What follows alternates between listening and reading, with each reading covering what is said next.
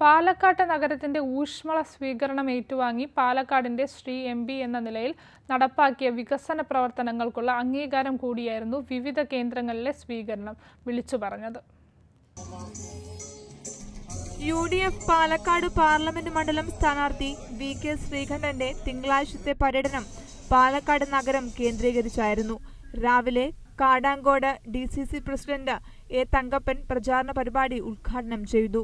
അവധി കഴിഞ്ഞ ആലസ്യത്തിന് അറുതി വരുത്തിയായിരുന്നു UDF സ്ഥാനാർത്ഥിയുടെ പ്രചാരണ വാഹനം കടന്നുപോയത്. കത്തുന്ന വേനൽ ചൂടിലും ആവേശത്തിന് ഒട്ടും കുറവുണ്ടായിരുന്നില്ല.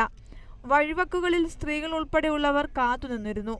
എല്ലാവരെയും കൈ ഉയർത്തി അഭിവാദ്യം ചെയ്തായിരുന്നു VK ശ്രീകണ്ഠന്റെ യാത്ര.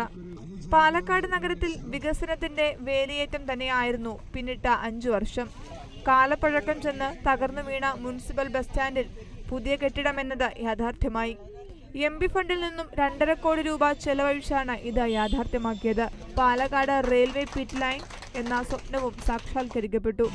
ഇതിനു പുറമെ റെയിൽവേ സംബന്ധമായ നിരവധി പ്രവർത്തനങ്ങളാണ് ഇക്കാലയളവിൽ സാക്ഷാത്കരിക്കപ്പെട്ടത്.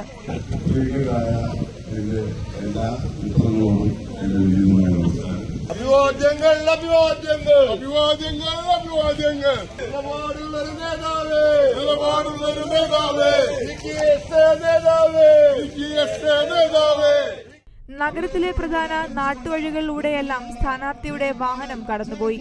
വേലിനെ വകവയ്ക്കാതെ വൈകിട്ടും നിരവധി പേരാണ് സ്ഥാനാർത്ഥിക്ക് അനുഗ്രഹം നൽകാനായി കാത്തുനിന്നത്. MP എന്ന നിലയിൽ നടപ്പാക്കിയ വികസന പ്രവർത്തനങ്ങൾക്കുള്ള അംഗീകാരം കൂടിയായിരുന്നു വിവിധ കേന്ദ്രങ്ങളിലെ സ്വീകരണം വിളിച്ചു പറഞ്ഞത്. ഇലക്ഷൻ ഡെസ്ക്, ജയ് ഹിന്ദ് ന്യൂസ്.